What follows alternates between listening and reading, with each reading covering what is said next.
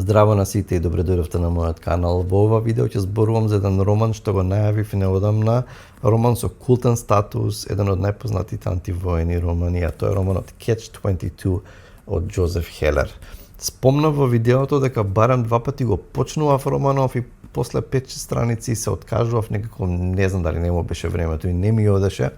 Гледам дека тука сум го купил за 1,5 фунти, во некоја книжарница за користени книги, значи ова е пред ковид, што значи сигурно чекаше на полица 7-8, може и повеќе години. Catch-22 и сега да бидам искрен, не сум сигурен дека ќе го издржев романов и да го прочитав без да комбинирам со аудио верзија. Всушност таа аудио верзија што ја најдов на YouTube една одлична верзија. Одлично читање, ми беше како подлога, значи го слушав романот и во најголем дел и го пратев тука текстот и некако во последно време за некои романи тоа супер ми функционира, особено ако се некои си на англиски. Ќе најдам некоја добра верзија на YouTube и го пратам текстот во книгата и некако тоа немногу ме фокусира и ми го држи вниманието. И сега може да се прашате зошто да зборувам за овој роман кога го нема на македонски. Го има, мислам, на српски како Квака 22, кај нас го нема на македонски, најблиску Catch-22 би било, можеби Цака 22, мислам дека е најблиску одговара тој превод на Catch-22 на македонски. Ако читате англиски без проблем и се одлучите да го читате, може ова видео да ви биде како некое запознавање, вовед некој или ориентација, за тоа што да очекувате. Можеби еден ден кога ќе го има на македонски, исто во видео ќе ви послужи и за ориентација да го прочитате. Во секој случај, значи ова не е лесен роман за читање. Џозеф Хелер го пишува од 1953 почнува да го пишува, го објавува во 1961 година, ова му е прв роман. И иако Хелер има напишано и други романи, сепак ова му е најпознатиот роман и ги фрла другите негови дела во сенка. И кога излегол бил огромен хит во смисла на тоа дека мислам дека го погодил малку времето. 61-ва, тоа е неколку години пред војната во Виетнам, особено меѓу младите, меѓу тинејџерите тие години, бил многу популарен роман, значи многу читан, милионски тираж, низ годините се продале милиони примероци и општо се смета за еден од најпознатите или најважните романи на 20-тиот век. Сега тоа е дискутабилно, меѓутоа барем во американската литература си има посебно место. Зашто всушност станува збор? Што е целата идеја со романот? Значи, накратко се работи за една воздухопловна база на американската авиација меѓу 1942 и 1944 година, значи ова е за време на Втората светска војна. Многу мал остров, Пијаноса, измислен остров, во близина на италијанскиот брег, и од тука тргнуваат сите тие бомбардери, големи авиони, на мисии и бомбардираат низ Италија, и тука е собрана на неверојатна екипа, значи секакви полковници, капетани, има и General Drill, и разни пилоти, значи и офицери и така натаму, и главниот лик е еден тип по име Јосаријан, значи тој управува со таква една екипа која што управува со бомбардери и тие одат на мисии. Значи тука е целата динамика на тој остров, значи тоа е сетингот за романот. Меѓутоа Јосаријан веќе му е преку глава, значи од таа војна, од лудоста, абсурдноста на војната, едноставно на самиот почеток го гледаме, глуми дека е болен, оди во болница, разговара со докторот, го убедува да и пиши дека сум луд, нешто напиши, спаси ме од тука, сакам да си одам дома. И докторот му вели, Јосаријан вели, ако докажеме дека сум луд, дали ќе ми испратите дома? Да, секако, ако си луд, ќе ти испратиме дома. Значи, зато и докторот вели, значи човек што оди да ги вози овие авиони, да ги лета овие авиони, да бомбардира, тоа треба човек да е луд. Добро, тогаш јас сум луд.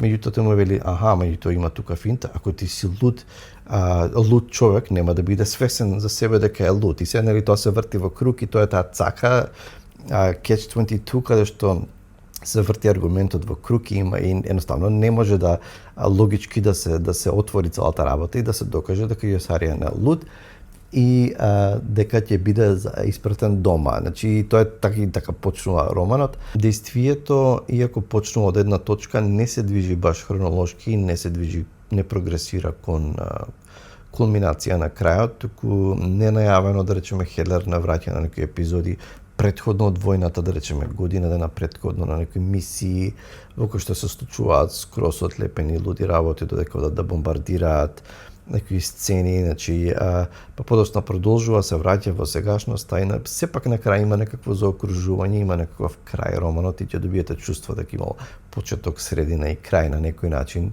Значи, Јосарија на скроз безумен, смета дека сите се обидуваат да го убијат, значи, подеднакво му се непријатели и германците, да речеме, кои што им се нивни непријатели од една страна, од друга страна непријатели според него се и неговите официри, генерали, кои што го праќаат да гине и не сваќа зашто гине и едноставно тој се обидува да остане жив и сите ги измета во една абсурдна состојба за негови непријатели и така натаму.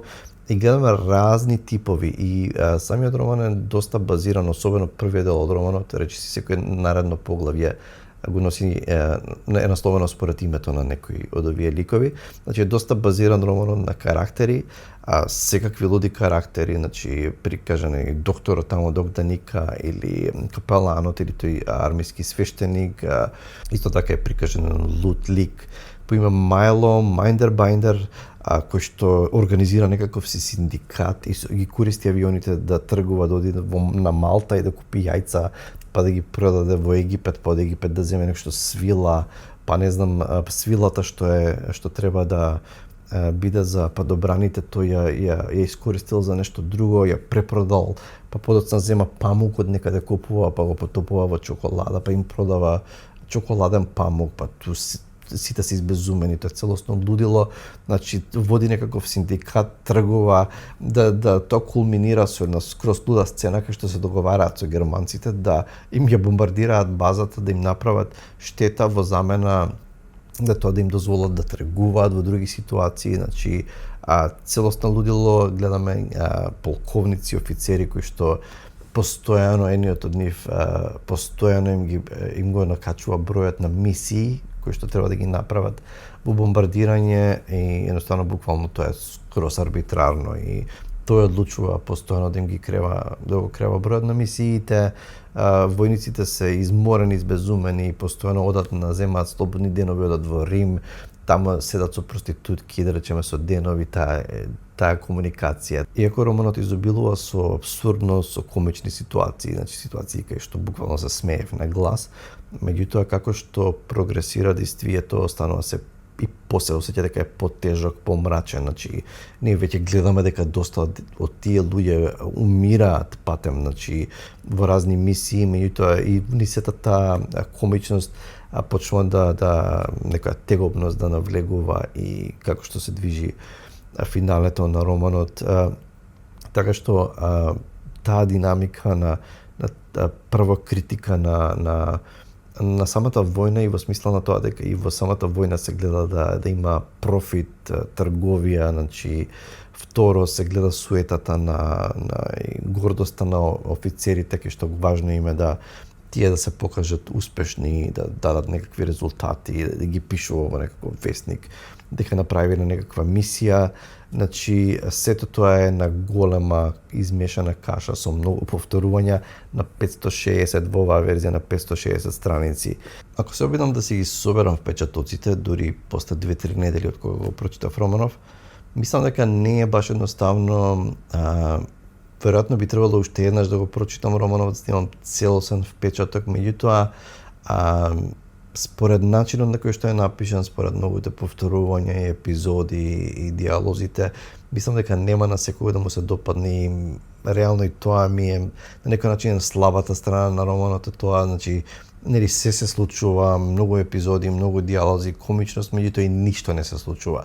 И ако сте навикнати на класичен заплет, можеби каде што се движат работите кон нели некаква пресвртна точка и така натаму и резолуција, може ова да ви изфрустрира, особено затоа што е долг романот. И во таа мислам дека тоа го прави не баш лагодно искуство овој роман. Од друга страна, самата, не знам, идејата и самиот дух на романот и начинот на кој што е раскажан има го прави да биде посебен и секако човек треба да исчита и низ сите тие комични ситуации, реплики и така натаму да ја увиди, да ја види сатирата всушност и критиката што Хелер ја упатува, Хелер кој што и самиот всушност бил учествувал во Втората светска војна и самиот бил во воздухопловството и бил пилот и така што и пишува на некој начин и од искуство за она што се случувало за време на Втората светска војна. Во таа мислам дека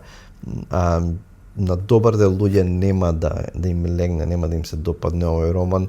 Јас не би рекол дека ова не знам ремек дело, јас искрено не бев воодушевен, значи од еден аспект се ме измачи малку романов, меѓутоа мислам дека севкупно, ако размисламе, беше добро искуство.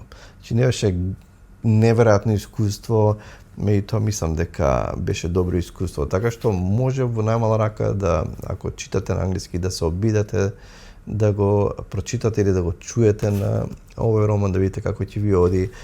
Ако не, имам еден многу добар предлог, една многу добра опција. Во 1970 година се снима филм Catch-22 со една неверојатна екипа.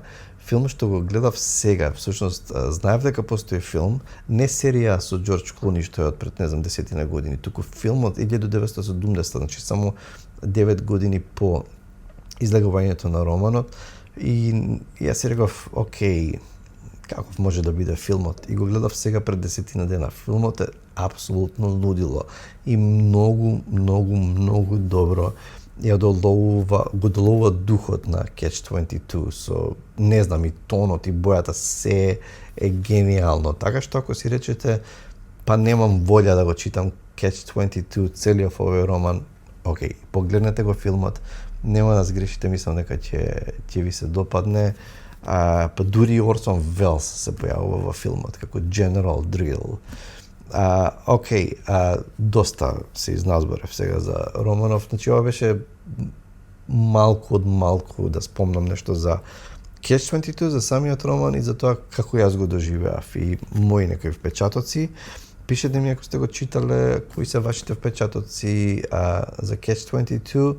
Чувајте се и се гледаме со наредното видео. Чао!